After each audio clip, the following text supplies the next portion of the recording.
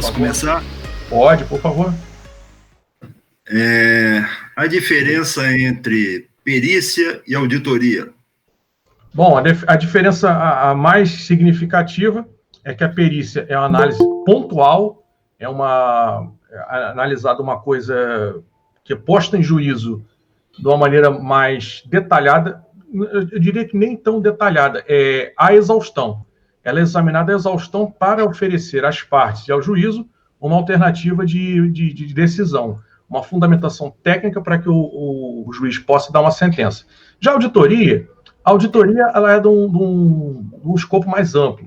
Geralmente são várias contas, é feita uma revisão, procedimentos, tanto substantivos quanto de observância, e é feito um relatório ao final. Já o perito, ele produz um documento chamado laudo. Então, assim, tem algumas similaridades, mas tem mais diferenças do que similaridades. Respondi? Ok, obrigado. Por nada.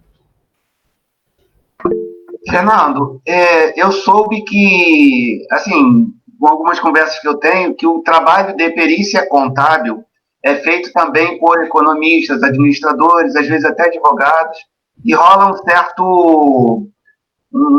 certo problema por quem é contador, que é o nosso caso, e com relação a esses trabalhos de perícia contábil por profissionais não contadores. Você teria algo a falar sobre isso?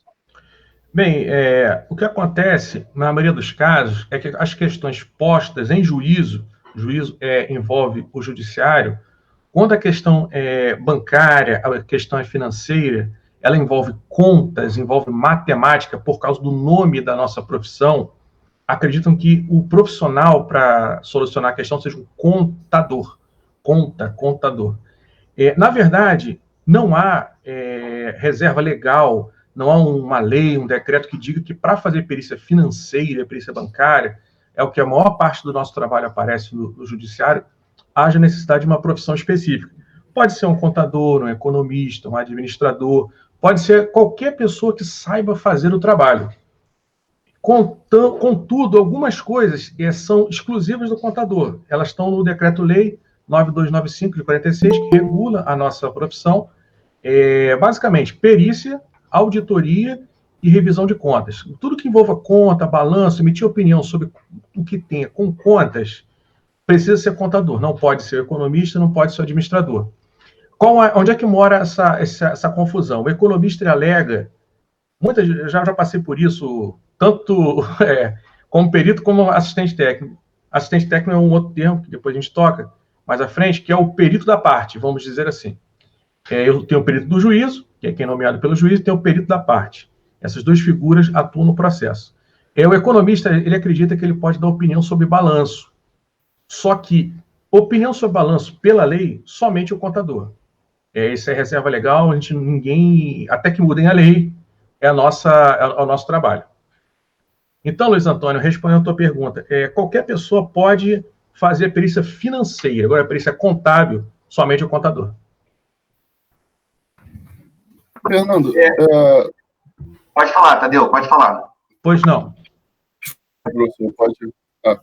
Eu queria saber se o ramo da perícia contábil, ela tem como pano de fundo só o apoio ao judiciário, ou ela pode servir também a instituições privadas ou algum outro tipo de esfera? Pode. Tem a perícia judicial, que necessariamente já tem um processo acontecendo, e tem a perícia extrajudicial. Extrajudicial, vou te dar um exemplo. A parte quer resolver uma questão, uma questão um pouco mais complexa que um contrato financeiro, um contrato bancário, por exemplo, uma dissolução societária. Isso é um tanto quanto comum. E os sócios, por alguma razão, estão cada um indo para o seu caminho, se separando. Existe uma empresa, existe um capital social, existe uma contabilidade, e aquilo tem que ter uma solução, mas não quer levar para o judiciário. Por que acontece? No judiciário demora, é caro, tem o custo do advogado, os custos das taxas judiciárias, e normalmente, quando eles querem, há um consenso de resolver a situação sem a briga judicial, é procurar esse caminho extrajudicial. E sim, nós podemos atuar aí. Apurar um PL, dividir pelas cotas, o trabalho é esse. Apurar o PL, dividir pelas cotas e oferecer uma solução técnica para quem está te contratando. Não é necessariamente só na esfera judicial. Tá ok? Obrigado. Outra coisa, você acha que a justiça gratuita é uma boa porta de entrada para o trabalho de perito? Bom, justiça gratuita. Vamos primeiro explicar a justiça gratuita. A justiça gratuita, ela é uma lei, decorrente de uma lei já bem antiga, se eu não me engano, de 1950, que assegura a qualquer pessoa que queira lidar entrar com uma ação judicial, a gratuidade. Basta que essa pessoa alegue e o juiz aceite que a pessoa não tem condições de arcar com as custas processuais.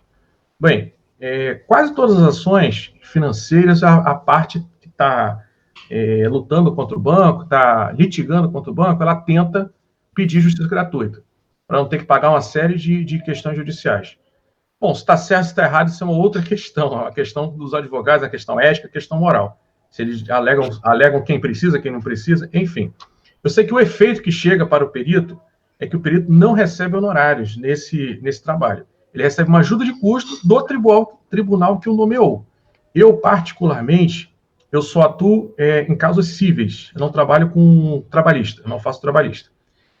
Causas cíveis, TJ e Tribunal Regional Federal. Tribunal de Justiça, competência do Estado, e Tribunal Regional Federal. Cada um desses dois tribunais tem a sua própria tabela de ajuda de custo.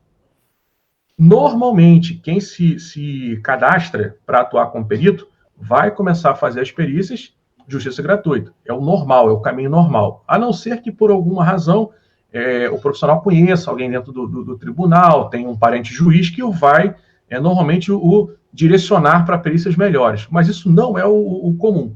O comum é atuar de início na justiça gratuita. Então, a justiça gratuita ela é uma oportunidade, sim, ainda é uma oportunidade de mostrar o trabalho para o judiciário. Eu comecei com justiça gratuita. Minha primeira nomeação, se eu não me engano, foi em 2010, maio de 2010, ou seja, eu tenho 10 anos aí de nomeações. E eu já, depois de um tempo, um ano e pouco, comecei a receber nomeações pagas. Eu estipulo honorários, as partes discutem se o honorário está certo, está errado, o valor, né? O juiz homologa, eu faço trabalho, eu recebo. É assim o fluxo do meu trabalho. Eu não começo o trabalho, e nisso não é questão minha, é questão do Código de Processo Civil, enquanto o honorário não tiver sido depositado.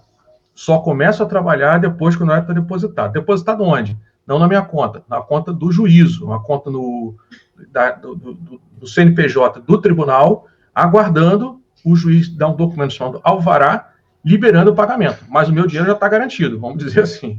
Enquanto eu estou trabalhando, não estou trabalhando sem expectativa de receber. Eu sei que eu receberei, só não sei quando. Beleza? Alguém mandou aqui pelo chat, eu estou observando aqui, o Henrique. Boa noite, poderia, por gentileza, informar quais formações adicionais são requeridas para se tornar um perito contábil? Bem, Henrique, pelo Código de Processo Civil, pela nossa lei que regula a nossa profissão, 9295, somente nível superior em contabilidade, bacharel em ciências contábeis. Esse é o requisito básico. Alguns tribunais, como, por exemplo, o Tribunal de Justiça, exigem algumas coisas além disso. O Tribunal de Justiça exige um curso de capacitação de pelo menos 21 horas, uma série de documentos de certidões negativas, Justiça Federal, improbidade administrativa, distribuidores criminais da capital, enfim. O Tribunal Regional Federal exige um currículo, é mais simples lá. Exige, se eu não me engano, comprovante de residência, CPF, essas coisas básicas. Mas cada tribunal tem o seu jeito. O que a lei diz? Graduação em ciências contábeis, só. Mais alguma pergunta? Mais alguma coisa? É bom a gente ir trocando ideia, que aí vamos deixando um debate rico aqui. Quais são os desafios do dia a dia do perito? Quais são aquilo que as dificuldades que ele encontra no dia a dia, aquilo que te motiva a continuar fazendo esse trabalho como perito contábil? Para quem gostaria, né, um dia em fazer também. Bom, Tadeu, tem fases diferentes. Eu responder isso aí é um pouco complicado. Quando eu comecei, eu queria fazer. Eu queria fazer porque eu não tinha certeza se era aquilo que eu gostaria de fazer. Eu queria fazer. Então, eu procurei ser nomeado algumas vezes, o máximo que eu conseguisse. Então, saí distribuindo currículo, botei o paletó, botei a gravata, fui aos tribunais falar com os secretários do juiz, às vezes o juiz até me recebia. Então, eu procurava ser nomeado, o máximo de vezes que eu conseguisse. Às vezes eu era nomeado, eu não estava muito seguro no objeto do que estava sendo discutido. Aí eu tinha que procurar alguém, poxa, como é que eu faço isso, como é que eu faço aquilo? Mas eu fazia questão de ser nomeado. Eu era nomeado e depois resolvi o problema. Até um pouco arriscado, mas eu fazia isso. E nisso eu aprendi muito. Então, essa foi a primeira fase, a primeira fase dos desafios. Depois eu estava sendo nomeado já com uma certa frequência em locais diferentes. Aí eu comecei a selecionar. Por exemplo, eu estava sendo nomeado fora do Rio. E ainda existia muito processo físico, né? Estava no início lá dos anos 2010, tinha muita coisa ainda física. Então, eu tinha que viajar e voltar com peso. Processo, às vezes, de 8 volumes, 9 volumes. Então, isso aí me causava um certo desconforto, né? Ter que viajar de ônibus com o peso. Uma mochila, às vezes, não era suficiente. Eu levava uma mochila e uma bolsa, só de papel, de processo. Aí, com a digitalização que começou na Justiça Federal, depois passou para o estadual, todos os processos começaram a vir eletrônicos, em PDF mesmo. E aí ficou bem mais fácil o trabalho. Eu posso fazer o trabalho de casa. Agora, durante a pandemia, para você ter ideia, eu estou conseguindo trabalhar bem mais do que eu estava conseguindo antes. Porque eu fico em casa, não tem muito para onde ir, né? Só a farmácia, supermercado, não está tendo muita coisa fora. Não tô dando as minhas aulas na UFRJ, né, no CRC, nem na pós. E acabo que eu estou me dedicando muito a fazer a perícia, muita mesmo. Apesar da suspensão dos prazos que teve aí em abril, maio, o Brasil todo parou, né? O mundo parou. Eu continuei trabalhando, continuei bastante. Isso foi bom, porque eu estava, no início da pandemia, eu estava, como todo mundo, muito inseguro sobre o que ia acontecer. Então, isso meio que me resgatou para a realidade. Assim, calma, o mundo vai continuar, dá para você continuar tocando a sua vida aí. Então, no início, eu queria ser muito nomeado, consegui ser nomeado, passei para a fase do processo eletrônico, e hoje eu estou, assim, mais que abandonando a perícia e focando na assistência. Por que eu digo isso? O perito está abandonando a perícia. É porque você, com o tempo, você se torna conhecido das partes, dos advogados.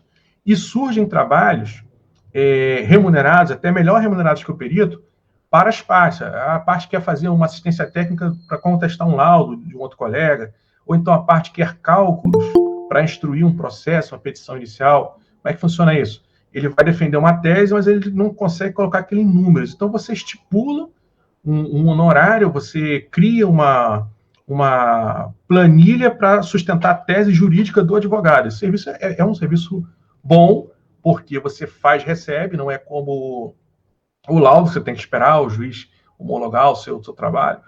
Às vezes demora um ano para receber um honorário num processo judicial. Já esse outro, você entregou amanhã, recebe amanhã. É um serviço contábil rápido. Você emitir nota fiscal, acabou. Já está na sua conta. Então, se eu fizer agora à noite alguma coisa, entregar para o advogado amanhã, ele amanhã me paga, eu já emito a nota fiscal, está tudo resolvido. Não estou mais vinculado a esse trabalho. Acabou. Então, estou numa fase agora de mais fazer trabalhos para os advogados. Então, o que motiva hoje é cumprir, conseguir dar conta desses trabalhos para advogados, de assistência técnica. E, claro, sem abandonar a perícia, porque se eu abandonar a perícia, é um círculo vicioso, vamos dizer assim. Eu deixo de ficar conhecido das partes e vou perder essa clientela que está sendo boa agora nesse momento. Beleza? Fernando? Sim? Sendo a sua atividade autônoma, ou seja, você não tem, no fim do mês, um contra-cheque aí para você. Sim. Você diria que uma acuidade muito grande nas suas finanças pessoais é extremamente importante? Sim, até hoje eu não me dedico exclusivamente à perícia. A perícia, como estava dizendo aqui o banner, né, dessa palestra, eu encaro até hoje como uma renda extra. Apesar de eu me dedicar muito, de eu já estar há algum tempo fazendo isso, ter feito vários cursos, participado de vários eventos, procurar estar sempre divulgando atividade, eu aí, até hoje, eu sou servidor público. Eu tenho o meu contra-cheque, eu trabalho em home office já há 3 anos, já estou no home office antes da pandemia, e eu já estava, né, inclusive, correto, e eu não consigo ter um fluxo financeiro, vamos dizer assim, previsível, previsibilidade do fluxo financeiro. Tem mês que é muito bom, mas às vezes tem janeiro que eu recebo R$300, aí tem mês que eu estou super bem, eu recebo bem mais do que eu esperava, porque são trabalhos que aparecem de acordo com a clientela. E se eu fosse depender exclusivamente de perícia judicial, atuar como perícia judicial, eu estava mais perdido ainda, eu não teria como fazer essa previsibilidade. Por quê? Não depende de entregar o trabalho o recebimento dos meus honorários. Depende do juiz homologar meu laudo. Isso pode acontecer diversas coisas, diversos incidentes processuais, advogado entrar com algum tipo de recurso, ou o juiz mesmo esquecer o processo, ele ficar parado, e eu não tenho como controlar isso. Então, como é que eu encaro a perícia? Eu encaro a perícia como o meu plano B, vamos dizer assim, e a formação da minha aposentadoria, de uma renda extra. Por enquanto, eu estou encarando assim. Tem colegas mais experientes, que já estão há mais tempo nisso, há 30, 40 anos, que já conseguiram, né, fazer uma clientela muito boa e não dependem mais de fluxo de caixa. Faz 2 ou 3 trabalhos por ano, trabalhos muito bons, que garantem a tranquilidade financeira durante um ano. Eu ainda não estou ali. Eu ainda estou tentando equilibrar isso aí. Tem meses bons, tem meses ruins. Ok? Fernando, eu diria que essa sua experiência de vida profissional é muito importante para os nossos alunos aí, jovens, que estão entrando aí no mundo do trabalho, e que a gente não pode colocar todos os ovos no mesmo cesto, né? E isso é fundamental para a gente ter fontes de renda em lugares diferentes. E outra coisa muito importante que você falou foi, primeiro você se lançou aí e tentou pegar o serviço, depois se virou para resolver o serviço. A gente, isso é relevante no mundo da nossa profissão. A gente tem que entrar primeiro, dar a cara a tapa e ir atrás da informação, buscar saber como é que faz, porque se a gente esperar que aprenda alguma coisa em um curso para depois começar a trabalhar, o sujeito não vai sair do lugar nunca, né? Esse relato de vida é fundamental. Agora, eu tenho um outro ponto aí, que é esse mundo contemporâneo. Eu fiz isso que você faz, eu fiz isso a vida inteira, só que foi o inverso, né? O complemento era o meu salário na universidade e o meu trabalho, a minha atividade era nas empresas, tá? Na medida em que a economia foi declinando, né? Porque eu sou do tempo do PIB a 12% ao ano, né? Sim. Na medida em que a economia foi declinando e muitas empresas foram fechando, e eu diria que quase que a maioria das empresas às quais eu trabalhei, elas fecharam, né? E eram empresas de grande porte, de 10 mil empregados, de coisas desse porte, né? Hoje, o fundamental da minha renda é o contra-cheque da universidade, né? Então, você vê que a gente, embora eu ganhasse muito mais lá fora, eu comecei dando aula na UFRJ, o meu salário era o equivalente a um tanque de combustível do Fusca. Veja só. E hoje não é mais, né? Hoje dá para botar vários tanques de Fusca ali dentro. Então, modifica, né?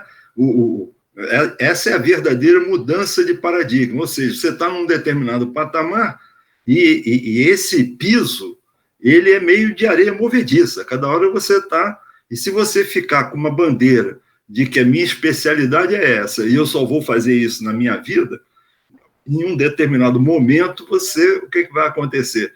Vai ser o muro das lamentações. Eu me preparei para isso, e olha só como é que o mundo ficou, né? Não temos espaço para chorar, né? E você está sendo aí um grande exemplo para os nossos, você, embora ainda muito jovem, um grande exemplo para os outros jovens, mais jovens. Não tão mais jovem assim, menos jovem do que eu gostaria, porque eu não fiz a contabilidade como a minha primeira formação. Eu tinha uma outra formação, até o Luiz Antônio comentou, eu era militar antes, fiz a contabilidade já com uma segunda formação um pouquinho mais velho que o resto da minha turma. Eu entrei em 2003 na faculdade, estava uns 7 anos além da média da faixa etária do pessoal. E aí eu comecei a observar o que eu poderia fazer na contabilidade enquanto servidor público. Aí eu deixei de ser militar, fiz um concurso público, e onde é que eu encaixaria a faculdade? Por que eu entrei na contabilidade? Pela ampla gama de possibilidades que essa profissão oferece. Poderia ser várias coisas. Então, eu pensei, poxa, vou procurar fazer alguma coisa que me dê uma série de opções para eu atuar. E eu achei a perícia uma das coisas mais interessantes. Por isso, resolvi investir. Foi perfeito. Agora, não existe uma limitação. Isso é um questionamento meu aqui, como servidor público, né? Da gente oferir uma receita de um lado e sendo aí servidor público do outro, né? E antigamente isso era fácil, não tinha problema nenhum. Ninguém perturbava a gente, não tinha nada. Você vê a coisa mais restrita atualmente? Eu tive um cuidado de fazer uma consulta à Controladoria Geral da União em 2013. Lançaram um site exclusivamente para isso. Sistema de resolução de controvérsias. Basicamente, pega a lei de improbidade administrativa, pega o nosso estatuto, 8.112, eu também sou federal. E aí manda uma consulta e depois de 30 dias vem a resposta. Bom, o que está dito lá? Nessa minha consulta eu tenho guardado ela com bastante carinho. Eu não posso litigar, não posso atuar em litígios que envolvam a minha fonte pagadora. E nem nada que tenha a ver com a minha atividade profissional. Então, eu tô tranquilo. Nesse tempo, eu tô bem tranquilo, porque não tem nada de contabilidade, nem nada. Eu trabalho numa coisa completamente estranha, a contabilidade. Então, eu tô tranquilo nesse aspecto. Essa consulta, enquanto ela tiver válida essas leis que nos regem hoje, eu tenho essa consulta para me amparar. O lugar mais tranquilo para atuar é o TJ. Por isso, a maioria das minhas perícias é o próprio TJ. Pô, essa sua informação é importantíssima. Sim, sim. Mais alguém? Alguma outra dúvida, alguma outra coisa? Pessoal, que está na graduação, invistam na perícia como uma segunda oportunidade, um plano B. Não é uma atividade ingrata, vamos dizer assim. É uma atividade que te remunera, ainda que seja na assistência judiciária gratuita, o JG, a justiça gratuita, é sempre um dinheirinho a mais, uma coisa que vai te ajudar a fazer um passeio, a comprar um presente para o filho, para uma coisa. Eu tenho alunos no CRC que até ficam assim, até mexido de contar isso, que me confidenciaram que estavam sem dar presente de Natal para o filho há 2 anos por causa que estava desempregado. Aí fizeram umas 2 ou 3 JG, conseguiram guardar um dinheirinho. Uma JG na justiça estadual são R$ 438. Compraram bicicleta para o filho. Com coisas assim que, poxa, ajudar a pessoa a achar um caminho, a achar uma solução no momento de dificuldade é uma coisa gratificante. Então, o pessoal que é estudante hoje da graduação, eu estou lá na graduação, estou aguardando para soltar o meu material dessa disciplina, né, a CC 483, se não me engano. Invistam, não esqueçam da perícia. Durante a graduação, a gente pensa muito nas SAs, né? Quase todas as matérias envolvem a Lei 6404, envolve o lucro real. A faculdade toda ela é para formar o contador para atuar na empresa grande. Só que grande parte da minha turma, exceto o pessoal que foi trabalhar com auditoria, das empresas de auditoria, foi trabalhar com lucro presumido, com o simples, com a pessoa que é o pequeno. Então, não esqueçam do mundo real, não esqueçam daquele cliente que vai pagar suas contas, que vai te ajudar a crescer profissionalmente, que não é SA. E a mesma coisa é a perícia. Não esqueçam que sempre tem alguém procurando um cálculo, sempre tem alguém para tirar uma dúvida que pode virar um cliente interessante depois. Minha dica é essa aí, pessoal.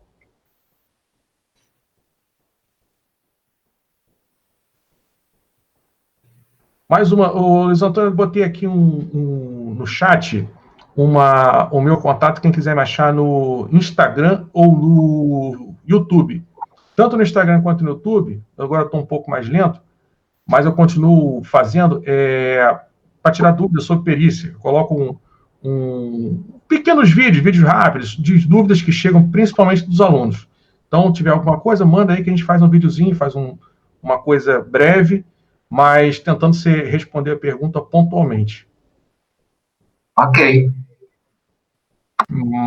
Posso mais alguma coisa? Todo mundo já perguntou? Falta mais alguém? De repente surge alguma pergunta durante a apresentação, alguma coisa assim? Certo. Não, tudo bem. Tem muita gente escondida aí.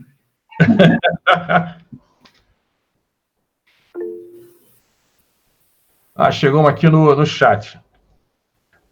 Marconi. Fernando, você comentou que já queria ir para a área de perito.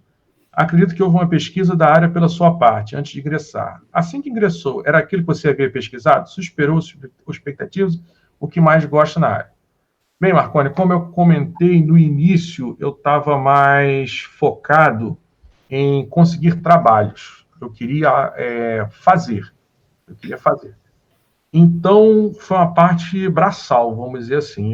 Como eu comentei com o Tadeu, eu viajava muito, viagens curtas, ia para Cabo Frio, às vezes ia de manhã e voltava à tarde. Cansa, porque eu fui nomeado em 2, 3 processos lá.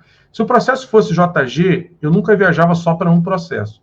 Mas se fosse nomeado em 2, 3, dá 200, aliás, 438 vezes 3, 1.200, aí já começa a compensar. Eu viajar, eu ter que pagar, às vezes, uma estadia de hotel. O único lugar que eu realmente me arrependo de ter ido até hoje foi Itaperuna, um lugar muito longe. Eu tive uma nomeação lá, gastei um dia inteiro indo, aí tive que dormir, e no outro dia eu resolvi e cheguei no Rio de Janeiro bem à noite. Tem nada contra Itaperuna, mas foi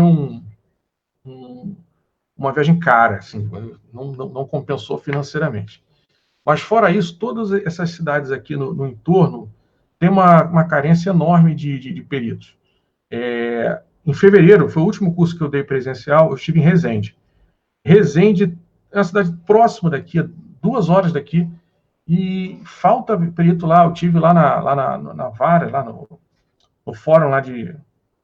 fórum, explicar, Tribunal de Justiça tem algumas varas lá. Eu estive nas varas cíveis, porque era próximo do local que eu ia fazer o curso, e falei, não, porque eu sou perito, eu não gosto, tem alguma vara que está precisando. Nossa, doutor, nós estamos precisando muito de perito contábil aqui, porque tem vários processos que não andam por falta de perícia.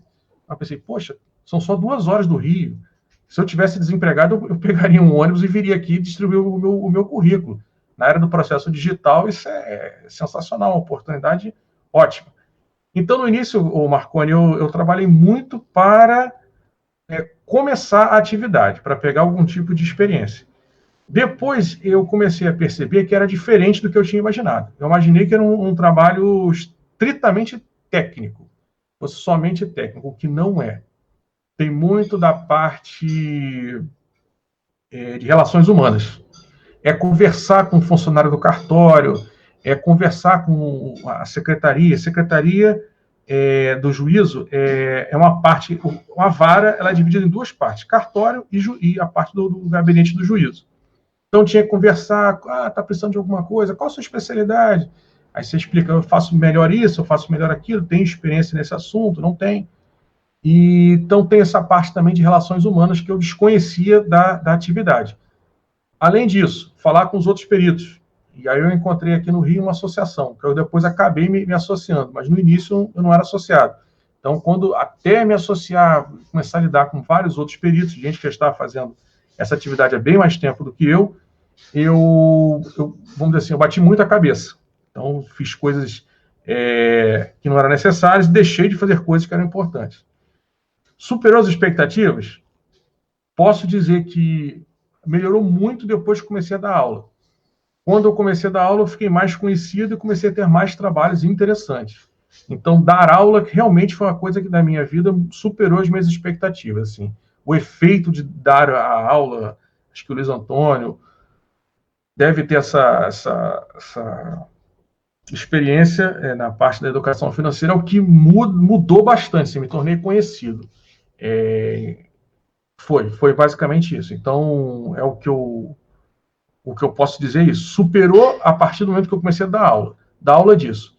E como o Simval comentou anteriormente, se você se especializar numa coisa, mas abrir frentes de trabalho, que eu tenho procurado fazer com a perícia, eu atuo como perito, eu atuo como assistente técnico, eu dou aula disso e procuro fazer esses eventos de divulgação, de palestra, você se torna mais conhecido aí. Então, você está sempre falando sobre o mesmo assunto, só que em momentos diferentes.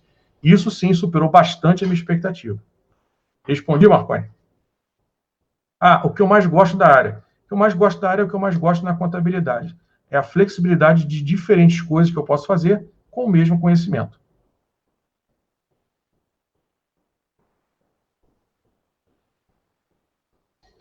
Mais alguma pergunta, pessoal?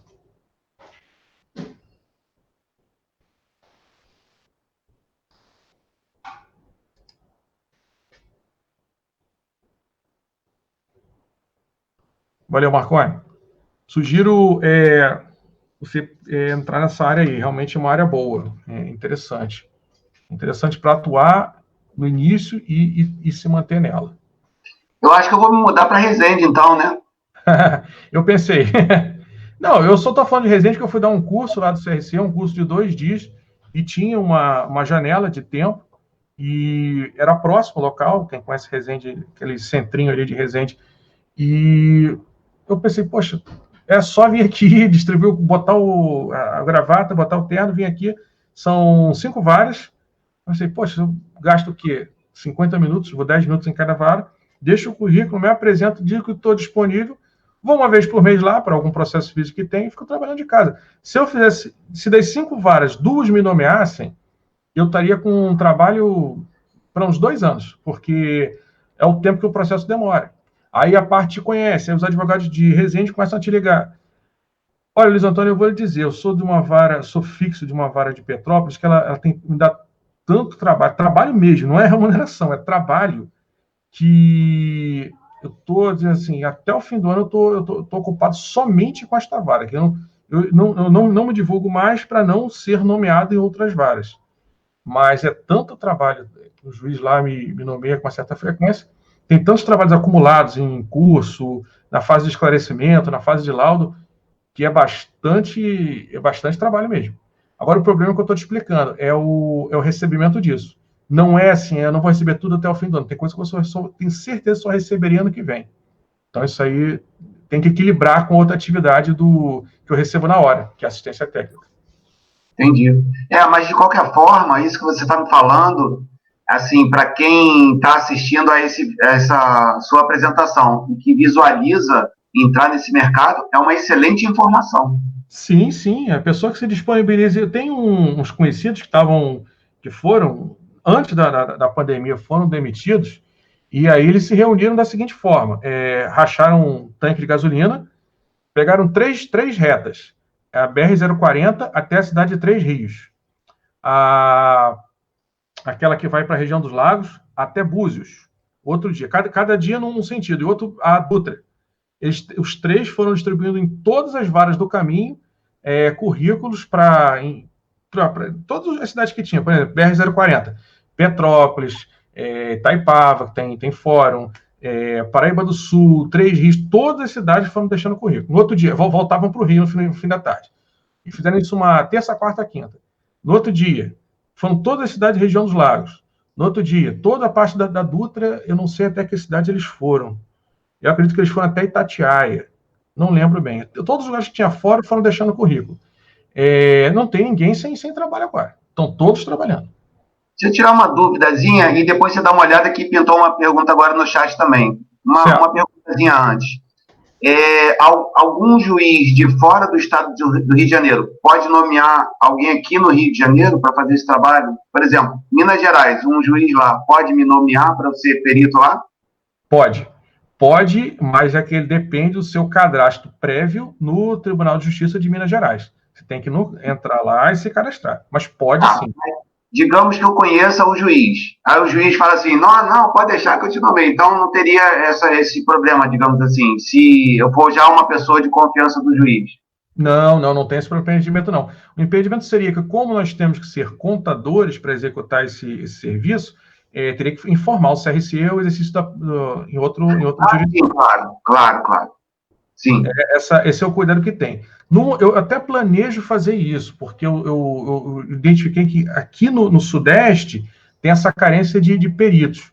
Mas, assim, se você pensar um pouco além, eu tive umas férias que eu tirei, e as férias passaram uns dias úteis. E eu estive em Recife, por exemplo.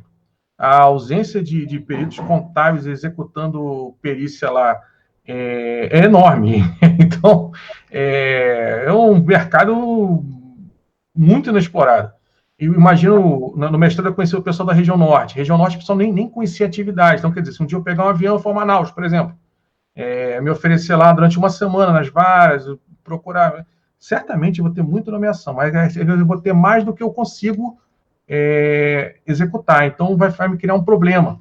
Vai me criar um problema de qualidade, vou começar a atrasar prazo, isso não é bom. Prazo para o perito é uma coisa quase como uma religião, tem que cumprir o prazo estritamente. Você tocou num ponto, Fernando, que eu queria fazer uma contribuição. Eu passei 4 anos como conselheiro de uma Câmara de Fiscalização no Conselho Regional de Contabilidade, e parte dos processos são de juízes reclamando do trabalho de peritos. Então, isso que você acabou de falar é muito importante. É um trabalho bacana, tem a parte técnica, como você falou, tem essa parte de relacionamento que, para qualquer profissão, a gente tem que saber como conversar, como se apresentar. O perito tem que andar bem vestido, tem que ter uma gravata, tem que ter um blazer bacana, se possível uma maletinha e tal. Tem que saber falar, tem que participar de almoço, etc. Mas tem essa questão da responsabilidade. Se o juiz achar que você pisou na bola, ele vai comunicar ao conselho e você não pega mais trabalho. Aqui no Rio de Janeiro agora, no TJ, tem um sistema de avaliação online. É bem semelhante à escola primária. Cruzinha, fez besteira, estrelinha se você é bom. Então está muito fácil para o juiz te avaliar em tempo real. Atrasou o prazo, cruzinha. Não, entregou o prazo, tecnicamente está bem fundamentado, ajudou na minha decisão, estrelinha. Então está muito fácil para o juiz dizer que se é bom ou é ruim. É uma questão até delicada. E outra coisa, se atrasar, existem dispositivos no Código de Processo Civil que o perito é, inclusive, multado. Se ele demorar, não é só reclamação com o conselho, não. É multa mesmo, multa financeira. O juiz dá uma multa e você não tem nem como fugir da multa, porque o que o juiz diz é título executivo. Então, você já está devendo. O juiz colocou no processo, você não pagou nos 15 dias que a legislação diz, já está devendo, tem para dívida ativa e tudo. É complicado. Tem que ter bastante equilíbrio entre o que você consegue fazer e o que você se propõe. Por isso que acaba algumas vezes recusando perícia. Recuso mesmo, não tem como cumprir. Só lembrando, tem uma comunicação para você no chat, tá? No chat, deixa eu ver aqui. Mercado do Marconi Suiane. Fernando, hoje também tem os cadastros online. Você acha válido ou ainda é melhor deixar o currículo pessoalmente?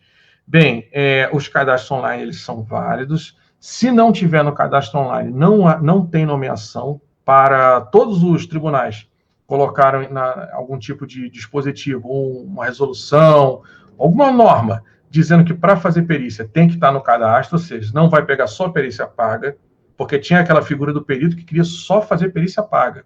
Era o perito medalhão, né? O cara diz, não faço mais justiça gratuita. Só que tem muita justiça gratuita parando as varas por aí. E aí, todos os tribunais chegaram num consenso, sob orientação do Conselho Nacional de Justiça, que todo mundo para atuar, teria que fazer justiça gratuita. Ponto.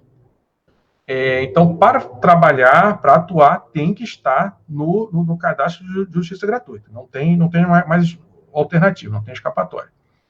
O que ocorre? Estar no cadastro é condição que todo mundo está. Agora, aquela parte que eu comentei, se não me engano, foi na pergunta do Marconi. Essa parte de relações humanas, essa parte de botar o paletó, de pedir licença, eu sou o perito Fernando Borges, estou me dispondo aqui a fazer, essa parte aí eu não conhecia, mas ela é fundamental. Se não fizer o mínimo que seja, boa tarde, é isso mesmo, o discurso é esse, boa tarde, bom dia, não sei, depende da hora, eu sou o perito Fernando Borges, sou contador, estou me dispondo a fazer perícia. Ninguém vai te tratar mal. A pessoa da vara olha a figura do perito como a pessoa que vai resolver um problema, que vai dar andamento ao processo que está parado. E toda vara tem meta de processo. Então, é uma figura boa, uma figura que é bem tratada na vara. Não existe, tá, má vontade com o perito, não. O perito, às vezes, ele passa à frente dos advogados, naquelas filas, toda vara, às vezes, tem uma fila, assim, os advogados querendo falar com o juiz. Às vezes, o perito é recebido pelo juiz, o advogado não, aí tem uma questão do ciúme e tudo.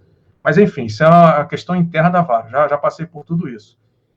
O perito é visto hoje como uma pessoa que resolve problemas. Se esse perito cumprir prazo e for tecnicamente perfeito, tá tranquilo, vai longe.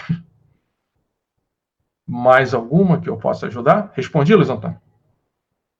Beleza. Bom, pessoal, o que a gente falou aqui? A gente comentou sobre cadastro, como é que faz para entrar, remuneração. Essa pergunta da remuneração dos honorários, ela é constante. Essa semana mesmo, se não me engano, foi na segunda, a associação teve um evento um evento desses online no YouTube, com 4 peritos bastante experientes, só sobre remuneração. O evento se estendeu, porque esse assunto é o que mais atrai, né? A atenção das pessoas. Quanto ganha, como ganha, quanto tempo ganha. Então, o que eu posso dizer? A renda extra, que é o tema daqui dessa palestra que estava no banner, dá para encarar como uma renda extra ou dá para encarar como única atividade profissional. Surgiu uma dúvida há um tempo atrás se perito era a atividade profissional ou se perito é apenas uma atividade, se era profissão ou se era uma atividade profissional dentro da contabilidade. Eu, pessoalmente, pelo que eu já observei, eu acredito que a nossa profissão é contador, nós somos contadores, o pessoal é técnico contabilista, só que o técnico não pode fazer perícia, não pode assinar o laudo. E a atividade é a perícia. Não existe um conselho dos peritos, não existe uma coisa que determine que a perícia é profissão. Perícia é profissão para o servidor público que fez, por exemplo, concurso para perito da Polícia Federal, perito do Carlos Éboli, Instituto de Criminalista aqui do Rio. Ok, esse é perito porque ele é servidor público, o nome do cargo dele é perito. Mas o perito é o profissional de alguma atividade, um médico, um engenheiro, um contador, alguém que tem algum conhecimento técnico de alguma área, executando a atividade de perícia. Então, deixo aqui essa opinião pessoal, que acredito que seja a maioria, pelo que eu ouço dos outros peritos. A nossa profissão é contador, agora a atividade é a perícia. Nós podemos ter também auditores, podemos ser responsáveis de contas, podemos ser analistas fiscais, departamento de pessoal, enfim, várias outras atividades. Nossa atividade, nesse caso, é a perícia. Respondido? Mais alguma? Estou à disposição, Luiz Antônio. O que chegar, eu estou respondendo. Uma dúvida que me ocorreu aqui agora. Quer falar, Simbal? Qual é a matéria do Fernando? Na graduação? Na graduação. A perícia, o ACC 483. Tá. Obrigado. Nada.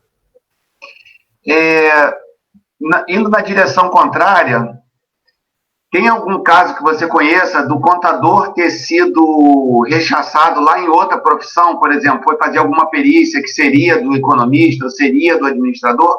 Alguém já fez a questão contrária em relação a gente? Você sabe de alguma coisa? Eu sei de ouvir dizer, vamos dizer assim, de uma confusão que houve em outros tempos entre o CRC Rio e o Corecon Rio, por causa dessa confusão de competências. Mas ninguém nunca chegou a dizer assim, o contador não pode emitir opinião sobre, por exemplo, índices inflacionários, porque isso não é exclusividade de ninguém. Agora, a gente sai um pouco na frente dessa disputa entre os conselhos, essa coisa, porque não tem muitas atividades que o economista possa fazer que nós não possamos. Agora, tem mais coisa que eles não podem fazer do que nós possamos. E em relação a... Por isso que quando eu estava pensando que, não, quero fazer uma faculdade que me dê flexibilidade, eu escolhi a contabilidade mais ou menos por isso. Eu conheci algumas pessoas que estavam estudando contabilidade, que já estavam formados. Eu disse, poxa, tem tanta coisa que dá para fazer, acho que eu vou fazer essa faculdade aí. Tive que fazer vestibular e entrei na UFRJ. Agora, em relação aos administradores, já tinha uma dúvida, que virou, inclusive, uma consulta lá ao TJ, sobre o administrador judicial. É mesmo o caso do contador com conta. Se o administrador judicial era exclusivo para o profissional administrador, com CRA. Aí decidiram que não, o juiz é que pode colocar quem ele quiser. Inclusive, tem vários colegas contadores na função de administrador judicial. Não é uma atividade que eu tenho vontade de fazer, que é uma atividade que ela exige uma dedicação quase exclusiva naquela empresa que está falindo, que você está como administrador, mas é uma possibilidade de trabalho também para nós contadores. Administrador judicial, em caso de recuperação, alguma coisa assim? Sim, falência. O juiz decreta a falência, a recuperação, abre, e aí ele nomeia um administrador judicial. Tem um cadastro no TJ, mas é semelhante à escolha do perito. Por exemplo, uma empresa muito grande que está sobre recuperação judicial é a Oi, que está já há algum tempo sobre recuperação judicial. Foi nomeado um profissional para isso, que está, ao que eu tenho lido, que eu tenho procurado ver pela imprensa, está oferecendo várias alternativas interessantes, inclusive a empresa está se reerguendo. Então, é uma coisa assim que é uma função bem relevante também. Uma gigante, né? Claro que não é só ele, mas responde pessoalmente durante uma vara empresarial, e esse profissional está conseguindo botar a empresa de volta aí, está voltando para o mercado, voltando com força total. Tem uma ex-aluna nossa, formada em administração, que ela é administradora judicial, né? Mas ela está cursando a contabilidade para ficar mais fácil a atuação dela. Ela diz que melhora substancialmente as oportunidades de receber do juiz a designação para as empresas.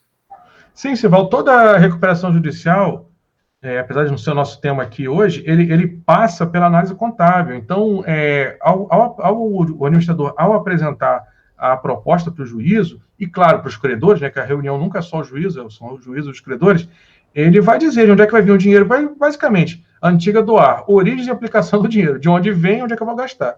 É o que eu estava comentando no caso da Oi. Então, fatiando a empresa para torná-la mais atrativa, para atrair mais investimentos, para que possa ela ser reerguida. Isso aí passa por uma análise contábil. Como eu comentei aqui no início, a contabilidade ela é uma ampla gama de oportunidades para o profissional da contabilidade. Então, essa colega aí que é administradora judicial, que está fazendo a contabilidade, ela teve a mesma percepção que eu tive. Em algum momento, ela enxergou a mesma coisa. Isso.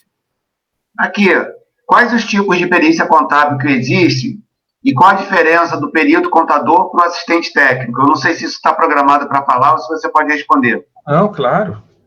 Como eu comentei aqui no início. O juiz nomeia, então eu sou o perito do juízo. Ele me nomeia para fazer alguma coisa. Essa coisa, geralmente, não é sempre, o juiz vai escrever no processo, geralmente no local de nomeação. Por exemplo, nomeio Fernando Borges para apurar o valor da cota.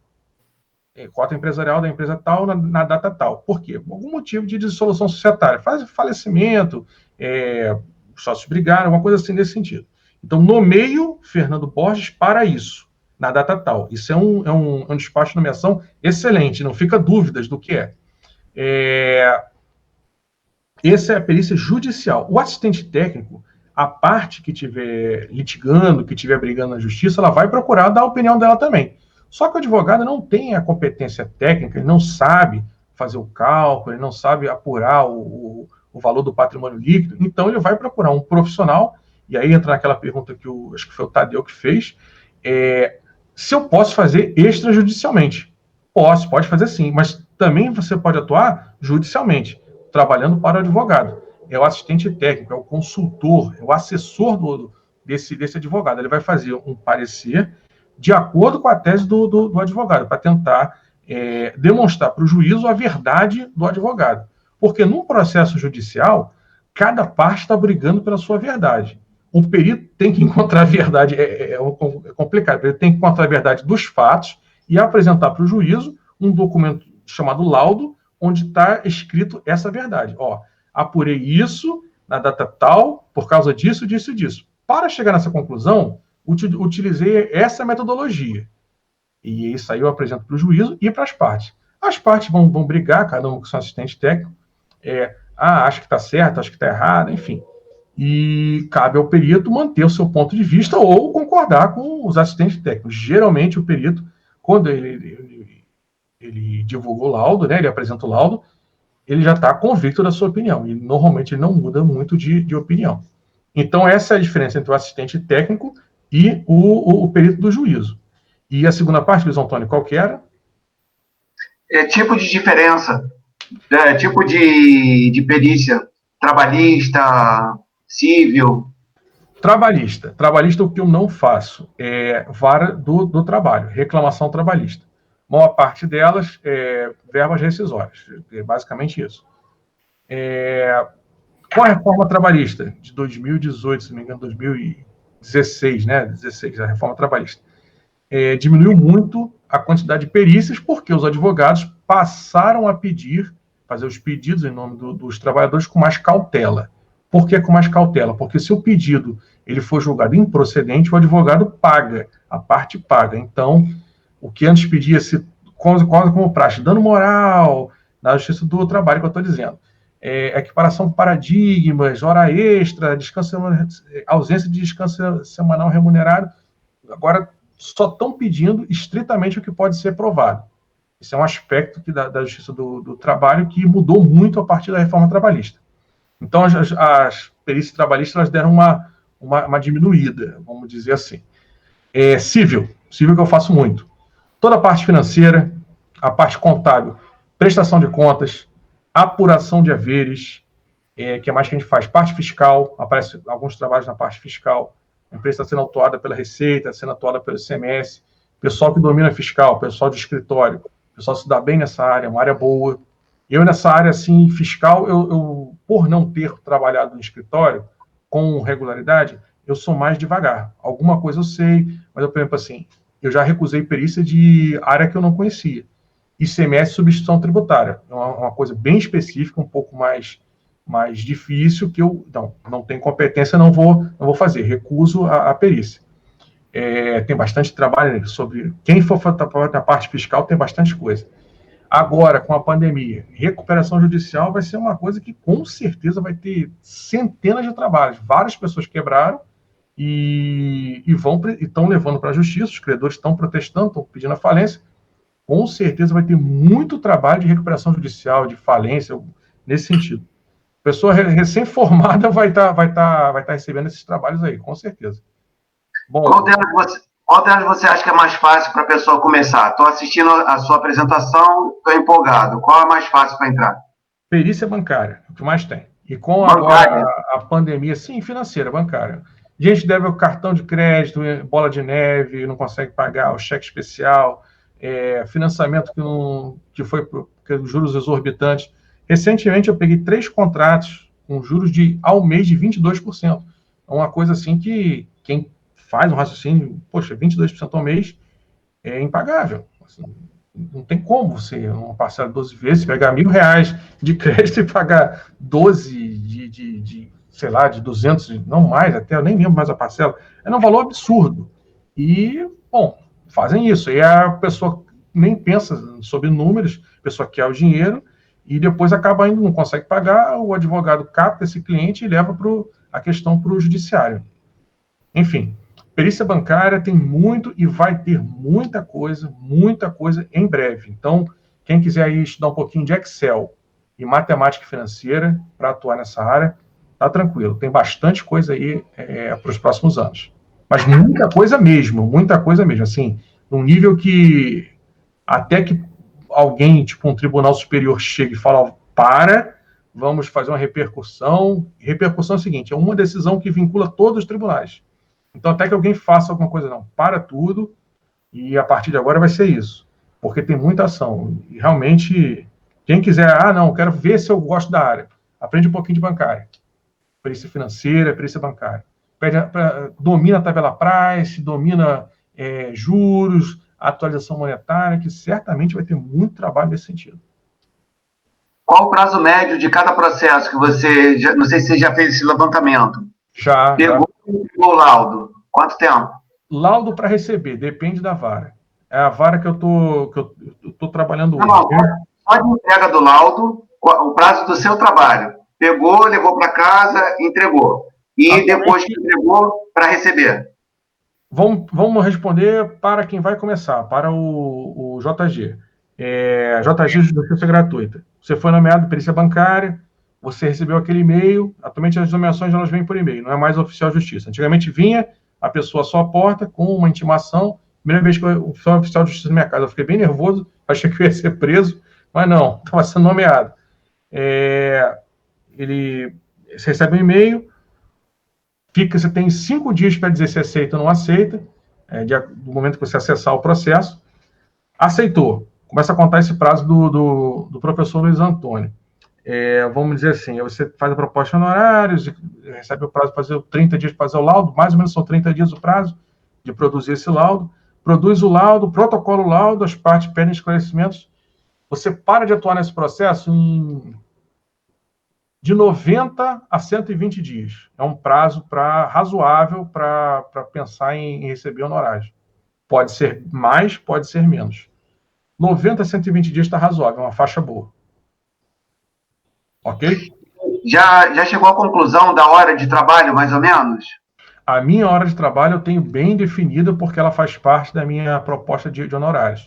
A proposta de honorários, a sugestão de proposta de honorários do CFC, do nosso Conselho Federal, é em hora de trabalho. Então, a minha hora de trabalho, eu orcei algum tempo atrás e ainda não reajustei por questões de mercado, porque eu acho que esse momento agora, todos temos que colaborar de alguma forma para que as coisas voltem mais ao normal. A minha hora de trabalho é R$350. Então, se eu for fazer uma matemática simples, um trabalho de 10 horas, R$3.500. 20 horas, R$7.000. E aí vai. E outra coisa, não sei se você já fez também uma proporção, não precisa falar números absolutos, mas em relação à sua renda, o que você ganha por mês, em média, com perícia, é 30%, 40%, 50%, 80%, 200%? Você já fez essa proporção? Não dá, porque eu não tenho fluxo de caixa constante. Se eu fizer ao ano, tem ano que eu passei, vamos dizer assim, mais da metade com perícias e metade com assistência. Mas como eu estou deixando a perícia mais de lado, a perícia está cada vez menor. Mas isso é uma questão minha, pessoal. Estou deixando de fazer perícia, estou priorizando a assistência. Sim. Porque a assistência eu consigo fazer previsão. Então, não dá para dizer assim que entre perícia e assistência é meio a meio. Poderia ser assistência 70%, perícia 30%. Porque a assistência ela vem em mais quantidade e paga antes. Então, é uma análise diferente da perícia, que depende de...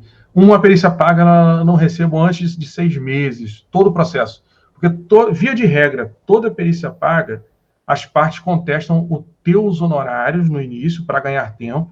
É uma tática que quase todos os advogados usam. E depois contestam o teu laudo, para tentar puxar para o entendimento do que cada um quer da sua verdade, né? Cada um quer seus argumentos prevaleçam. Então, a perícia paga demora mais o prazo dela de recebimento do que a perícia JG. A JG eu faço em quantidade, aí eu ganho algum dinheiro, alguma coisa, mas a paga eu faço mais intensa, né? Então mais horas de trabalho e eu recebo um pouquinho depois. Ok. Nossa, já fizemos muita pergunta para você, hein? Que bom. Que pergunta você faria se estivesse do lado de cá, ouvindo um perito falar e você está querendo começar? Que pergunta você faria para um profissional que eu faria assim, como é que eu começo? Eu pergunto que um dia eu fiz lá acho que em 2006 ou 2007, perguntei para o Rio Moura. Rio Moura, como é que eu começo? Estava lá na aula dele, eu disse, poxa, atividade interessante. Como é que eu começo? Como é que eu faço para começar? Aí ele me deu uma dica que ficou na minha cabeça. Começa trabalhando para alguém. Eu falei, poxa, interessante. Posso trabalhar para você? Não. Eu não tenho vaga. Eu não tenho. Aí eu fiquei pensando, bom, começar para alguém, mas não conheço ninguém, só conheço ele. Aí um dia encontrei uma pessoa que me deu uma oportunidade e comecei. Comecei, aí a pessoa disse, não, mas você... Aí foi essa pessoa que me incentivou. Não, você tem que começar a fazer suas próprias perícias. Aí eu fui no Tribunal Regional Federal, me cadastrei e comecei a fazer. E cada vez comecei a fazer mais. Aí a primeira vez eu fiquei com... A sua primeira nomeação é um sentimento interessante. Você vai da alegria ao terror em 30 segundos. Chega a primeira nomeação, assim, nossa, que bom, fui nomeado, que coisa boa, fiquei super feliz. Logo depois, e agora? O que eu vou fazer? Como é que eu vou conseguir botar no papel essas opiniões são tantos termos novos, tantas coisas, que dá um certo medo. Então, você vai da alegria ao terror em 30 segundos. É o que acontece. A segunda perícia, você já fica mais à vontade. Não, já fiz a primeira. Aí você nem precisa de ajuda, de uma forma ou de outra. A terceira perícia já está mais tranquilo. Já conhece os termos, já sabe como é que tem que olhar o processo, o que é importante, o que não é. Aí vem a quarta, a quinta, e na 10ª perícia já está bem à vontade. Aí já está cobrando mais caro, já está respondendo para o advogado já com adjetivos. Antes não, você nem usa adjetivos, é só estritamente ali o técnico. Depois você vai colocando assim, isso aqui é substancialmente relevante, mas com adjetivo, uma coisa ou outra, e vai ficando mais à vontade. Lá na 100ª perícia já está tranquilo, já está bem à vontade mesmo. Teve uma vez que um perito falou para mim que o seu laudo, a maneira de você se expressar no laudo, ela se assemelha um pouco a uma maneira como você faz uma monografia. Assim, você sempre fala com referências, apresenta dados, evidências, etc. Você vê alguma comparação com o fato da gente se preparar para fazer um trabalho como uma monografia na graduação, e parecido como fazer um laudo, assim, falar de maneira mais científica? Isso impressiona o juiz? Isso tem um efeito muito positivo, mas não é para o juiz. Infelizmente, na minha graduação, eu não tinha que fazer monografia. Eu tinha apenas que fazer um projeto de monografia. Eu peguei aquela transição de 2007, 2008. Então, eu ainda peguei o currículo antigo da faculdade. Eu não tive que fazer monografia, só o projeto. Eu me formei assim. Quando eu fiz o mestrado, eu comecei a referenciar. Eu fiz o mestrado mais recente, fiz em 2016. Eu comecei a referenciar tudo. Eu descobri que eu não poderia colocar a ideia de alguém sem botar lá o nome do autor, a data e, desejavelmente, a página. Aí eu comecei a fazer isso nos meus laudos. Tudo que perguntavam sobre, por exemplo, da perícia financeira, que eu acho que é a porta de entrada da maioria das pessoas, sobre juros, capitalização, me socorria nos livros acadêmicos. Segundo Vieira Sobrinho, página 17, segundo Assaf Neto, segundo Puccini, e eu coloco uma definição. Aí isso aí me atentou para um efeito que estava fazendo. Eu parei de receber questionamentos recorrentes sobre os mesmos assuntos dos advogados, porque uma coisa que atrasa o seu recebimento, que te obriga a fazer um trabalho grátis, chamado esclarecimento, é esclarecer sobre o que é capitalização composta ou capitalização simples. É claro que o advogado já sabe, mas ele quer apenas puxar o entendimento para a tese dele. Então, quando você coloca segundo Vieira Sobrinho, 2007, um livro que eu tenho aqui, que tem uma pequena biblioteca aqui de coisas que eu uso para pronto uso, aqui, que fica aqui bem para que eu copie direto aqui as coisas. Isso evita eu ter que prestar esclarecimentos, porque não sou eu que estou dizendo. Quem está dizendo é a referência do assunto acadêmica. Então, meio que resolve o meu problema de ter que esclarecer uma coisa que é óbvia. Capitalização simples, capitalização composta, juros simples, juros compostos. Tem um termo muito comum na perícia financeira chamado anatocismo. Esse termo ele não está no dicionário, mas ele está num livro desses, e eu copio o conceito e eu me livro, entendeu? De ter que dar maiores esclarecimentos. Eu me socorro na literatura acadêmica. Então, foi um ponto bastante positivo que ficou do mestrado, essa parte da citação. Então, vale a pena se dedicar ao entendimento de como fazer o trabalho de monografia, ou seja, uma escrita científica, porque, como você está dizendo, a gente já vai evitar essas porradas que os outros vão dar. Sim, né? E tem a parte da metodologia também, porque todo laudo, tanto pelo Código de Processo Civil quanto pela norma do nosso conselho, tem que ter metodologia. Você fazer uma metodologia mediamente explicada, não precisa ser nada muito rebuscado, sobre como você chegou naquele resultado. Apurei dessa forma, atualizei o valor, calculei juros simples segundo o Código Civil e cheguei no resultado. Somente isso, uma explicação simples dessa, te poupa também muitos esclarecimentos posteriores. E esse tipo de metodologia, esse tipo de explicação do que foi feito, como foi feito, e por que foi feito dessa forma, ele já está na metodologia do CPC.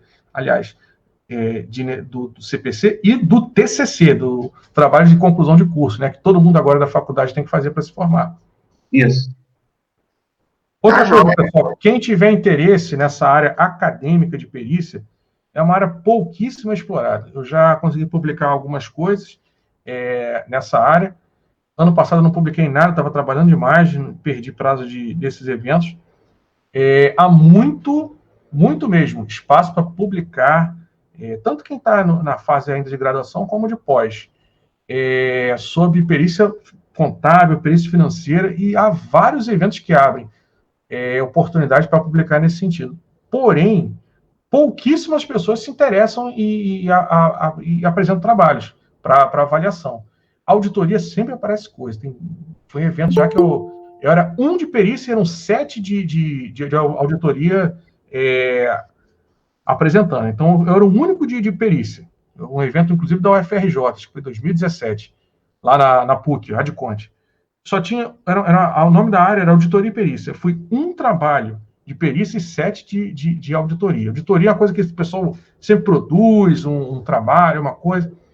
E perícia, ninguém está interessado em produzir, é só executar a atividade mesmo. Então, quem está aí com dúvida de tema para o TCC, pensa com carinho em perícia, que não são trabalhos muito complexos, tem muita referência de livro para fazer a parte, né, aquela parte lá de teoria, que geralmente é o capítulo 2, tem muita coisa disponível agora, que não tinha 10 anos atrás, e provavelmente você vai conseguir publicar o teu trabalho. É bom para a faculdade, é bom para o professor, e é bom para o aluno, é bom para todo mundo. Beleza. Bom, eu esgotei minhas perguntas aqui. Eu acho que eu já estou satisfeito, porque realmente teve muita coisa que eu aprendi aqui. Eu achei que não ia aprender tanto, hein, Fernando? Gostei das explicações. Que bom. Tiver mais alguém para tirar dúvida? Pois é, eu queria saber, primeiro, se você tem alguma sequência para apresentar, ou se foram essas dúvidas, e se alguém tem alguma dúvida, que aí, se não, já podemos caminhar para o final. Eu já percebi que funciona melhor na forma do bate-papo. Assim, o bate-papo ele é bem melhor do que eu apresentar a perícia contábil é isso, aí o pessoal começa a dar sono, aí eu ponho o conceito, aí eu ponho o CPC. Eu já percebi que isso não funciona muito bem. Se eu colocar aqui a apresentação da aula, por exemplo, tratando da parte do CPC, que aqui é tudo 10 minutos o pessoal está dormindo.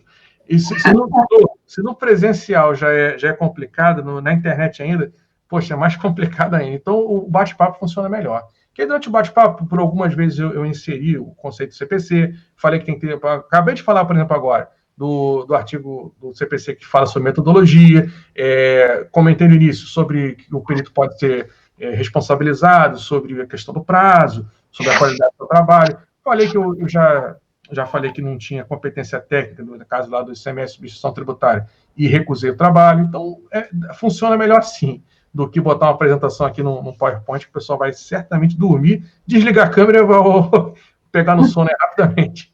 O que? As pessoas fazem isso? Eu não acredito. Sério? Fazem isso não é possível, né? Eu não sabia, rapaz. Professor Simão, algum comentário, professor? Não, só mata uma curiosidade, Fernando. Sim? Eu estou vendo aqui que na sua estante ali atrás tem 2 Fuscas ali na parede. É do meu filho, ele tem um filho de 5 anos, 5 para 6, ele põe aqui para não sentir saudade dele. Aí ele põe os Fusquinhos aqui que ele brinca. Eu tenho um Fusca em Brasília, um Fusca 75, um pouquinho mais antigo que eu. Ele fica estacionado lá na casa dos meus pais. Eu gosto muito dele, Fusquinha branco. Mas aqui, esse aqui é um azul e um outro preto e branco aqui. É que eu também tenho Fusca. Eu também tenho Fusca. E aí achei que você também fosse um adepto aí olhando. Aqui no Rio de Janeiro não tem. O meu ficou lá. Infelizmente, eu sinto saudade dele. O 75 é 1500? 1.500. Poxa, bacana, 4 válvulas ali. Pô, bem legal. Ele gosta dele. Tá reformadinho, tá cuidadinho. Eu tenho um 75 também, mas é aquele 1600S. Esse é mais raro. É. Esse é mais raro, esse é bacana. Não, o meu é o mais comum. Ele tá bem conservado, mas ele é bem padrão mesmo. Eu procuro manter ele. Outro dia arrombaram, que ele fica numa garagem coberta, porém não é interna em Brasília. Alguém lá arrombou, mexeu lá dentro, eu fiquei bem chateado. Aí meu pai lá, na medida do possível, contornou a situação, mas eu estava aqui, eu estava lá, o Fusca está lá e está com a pandemia, eu não posso nem viajar para ver o Fusca. Não, é igual, tipo, um filho, né, que ficou lá, enfim. Né? É uma pena. Mas eu gosto do meu Fusquinha. Eu também, a vida toda. Tem 4. 4, né? Então é colecionador. O professor Simval é colecionador de carros. Poxa, que legal. Tem uns eventos, eu já fui a um evento em Minas, só de Fusca, fui com Fusquinha. Ele aguentou, foi e voltou numa boa. Vai em qualquer lugar. Pô, é só botar gasolina, óleo que ele vai numa boa.